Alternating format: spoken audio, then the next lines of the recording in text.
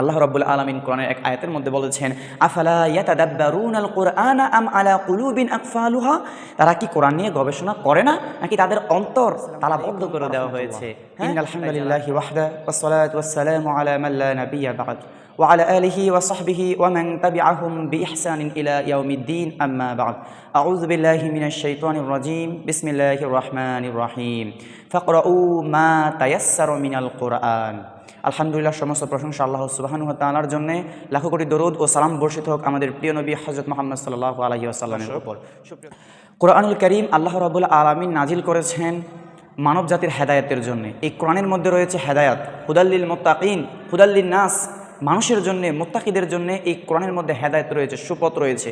এই কোরআন অনুযায়ী আমাদেরকে জীবন গঠন করতে হবে। আর এই কোরআন অনুযায়ী জীবন গঠন করতে হলে এর মর্মার্থ বুঝতে হবে। আর এর মর্মার্থ বুঝতে হলে তা নিয়মিত তেলাওয়াত করতে হবে। কোরআন তেলাওয়াতের অনেক ফজিলত রয়েছে। বিশ্বনবী সাল্লাল্লাহু আলাইহি ওয়াসাল্লাম বলছেন, আফদলুল ইবাদাতুল কোরআন, সর্বোত্তম নফল ইবাদত হচ্ছে এই কোরআন তেলাওয়াত করা। আমরা জানি নফল ইবাদতের মাধ্যমে আল্লাহর নৈকট্য লাভ করা যায়। আর আল্লাহর নৈকট্য লাভ করতে গেলে যত রকমের নফল অর্থাৎ অতিরিক্ত ইবাদত, ফরজ ইবাদতের পাশাপাশি যে সকল নফল ইবাদতগুলো রয়েছে সেগুলো আদায় করার মাধ্যমে, পালন করার মাধ্যমে আমরা আল্লাহর নৈকট্য লাভ করতে পারি। এই জন্য রাসূল সাল্লাল্লাহু আলাইহি ওয়াসাল্লাম বলেছেন যে সর্বোত্তম নফল ইবাদত হচ্ছে কি কোরআন তেলাওয়াত করা। তাই আমরা আমাদের সাধ্যমতো কোরআন তেলাওয়াত করব। আল্লাহ সুবহানাহু ওয়া তাআলা বলছেন, ফাকরাউ মা তায়াসসারা মিনাল কোরআন, কোরআন হতে যা সহজতর যে সূরাটা, যে আয়াতটা আপনার আমার কাছে সহজ হবে, আপনি আমি সেটাই তেলাওয়াত করব। তবে সেটা যেন নিয়মিত হয়। নিয়মিত যে সূরাটা, যে আয়াতটা আপনি পারেন, যেটা সহজ লাগে আপনার কাছে, সেটাই আমরা কি করব? তেলাওয়াত করব।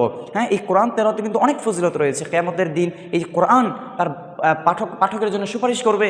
হাদিসে এসেছে, আসসিয়ামু ওয়াল কুরআনু ইয়াশফাআনি লিল আবদি ইয়াওমাল কিয়ামা, কোরআন এবং সিয়াম তার বান্দার জন্য কি করবে? সুপারিশ করবে। কোরআন বলবে, হে আমার প্রভু, এই বান্দা আমাকে রাত জেগে আমাকে তেলাওয়াত করেছে, আমাকে বোঝার চেষ্টা করেছে, অনুধাবন করার চেষ্টা করেছে, অতএব তাকে তুমি আজকে আমার সাথে জান্নাতে দিয়ে দাও। সেদিন এই কোরআন এবং সিয়ামের সুপারিশ কবুল করে নেবেন। তাই আসুন আমরা নিয়মিত অল্প অল্প করে আমরা এই কোরআন তেলাওয়াত করার চেষ্টা করি। রাসূল সাল্লাল্লাহু আলাইহি ওয়াসাল্লাম বলেছেন, মান ক্বারা হারফুম মিন কিতাবিল্লাহি ফালাহু বিহি হাসানাহ ওয়াল হাসানাতু বিআশরি আমসালিহা লা আকুলু আলিফ লাম মিম হরফ ওয়ালাকিন আলিফুন হরফ ওয়ালামুন হরফ ও মিমুন হরফ। রাসূল সাল্লাল্লাহু আলাইহি ওয়াসাল্লাম বলছেন, যে ব্যক্তি আল্লাহর কিতাব হতে একটি মাত্র হরফ পড়বে, সে তার বিনিময়ে একটি নেকি লাভ করবে এবং সেই একটি নেকিকে 10 গুণ বৃদ্ধি করে দেওয়া হবে। সুবহানাল্লাহ। রাসূল সাল্লাল্লাহু আলাইহি ওয়াসাল্লাম বলছেন, আমি বলছি না যে আলিফ লাম মিম একটি হরফ, বরং আলিফ একটি হরফ, লাম একটি হরফ, মিম একটি হরফ, তাহলে 3টি হরফ।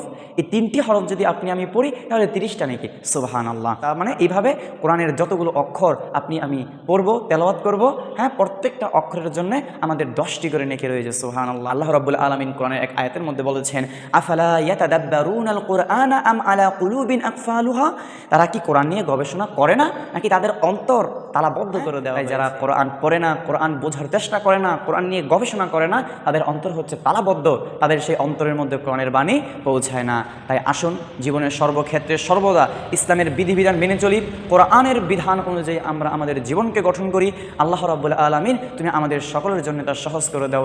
আমিন। ওয়া আখিরি দাওয়ানা আলহামদুলিল্লাহি রাব্বিল আলামিন। আসসালামু আলাইকুম ওয়া রাহমাতুল্লাহি ওয়া বারাকাতুহু।